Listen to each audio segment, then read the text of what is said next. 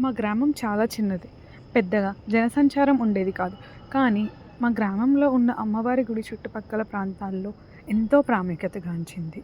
ఈ గుడి చాలా పురాతనమైనది. గ్రామస్తులు చెప్పే కథల ప్రకారం ఈ గుడిని శతాబ్దాల క్రితం ఒక రాజు నిర్మించాడు. అయితే ఆ గుడి గురించి ఒక విచిత్రమైన కథ అందరి నోట్లో వినిపించేది.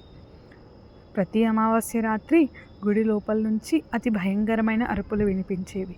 గ్రామస్తులు ఆ రాత్రి గుడి దగ్గరకు వెళ్ళటానికి తెగ భయపడేవారు. గుడి లోపల ఏదో శక్తి ఉంది, అది మనుషుల ప్రాణాలని హరించగలదు అని కూడా నమ్మేవారు. నేను ఆ గ్రామంలోనే ఉంటాను, కానీ ఆ కథలపై నాకు అస్సలు నమ్మకం ఉండేది కాదు. వీరందరూ ఊరికే భయపడిపోతున్నారు అని మనసులో అనుకునేదాన్ని.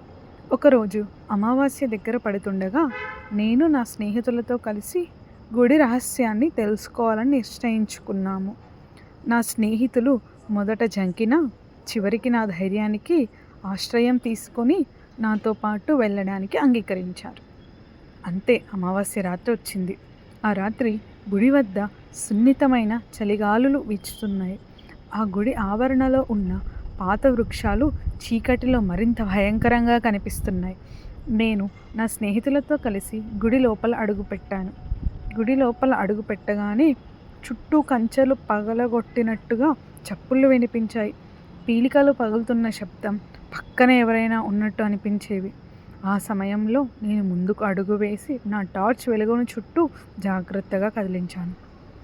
ఆ గుడి మధ్యలో ఒక పెద్ద విగ్రహం ఉంది. దానికి ముందు ఒక కప్పు. ఆ కప్పు నిండా రక్తం లాంటి ద్రవం ఉంది. అది ఎక్కడి నుండి వచ్చిందో ఎవ్వరికీ అర్థం కాలేదు. నా స్నేహితుల్లో ఒకరికి గుండెల్లో భయం మొదలైంది. ఇక్కడి నుంచి వెళ్ళిపోదాం, ఇది ప్రమాదకరం అని అతను అన్నాడు. కానీ నేను వినలేదు. ఆ కప్పు దగ్గరికి వెళ్ళి దాన్ని గమనించసాగాను. ఒక్కసారిగా గుడి లోపలంతా చీకటి కమ్ముకుంది. ఆ చీకటిలో ఒక ఆడవారి అరుపు వినిపించింది. ఇక్కడి నుండి వెళ్ళిపోండి, లేదంటే మీ ప్రాణాలు పోతాయి అని శబ్దం గట్టిగా వినిపించింది. అయినా నేను భయపడలేదు. ఆ అరుపు వెనుక దాగి ఉన్న వాస్తవం తెలుసుకోవాలని మరింత ముందుకు కదిలాను.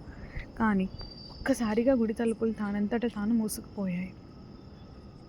రాత్రి మొత్తం గుడి లోపల ఏం జరిగిందో తెలియదు.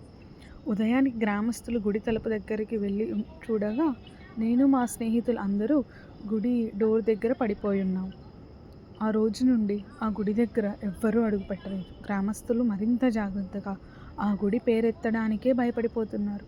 కానీ ఎవరూ చెప్పలేని రహస్యం ఆ గుడి లోపల ఇప్పటికీ దాగి ఉంది. ఆ గుడి రహస్యం ఏమిటి, దాన్ని తెలుసుకోవడం ఎలా అని ఇప్పటికీ నేను చాలా ఆలోచిస్తుంటాను. ఆ రోజుని ఎప్పటికీ మర్చిపోలేను.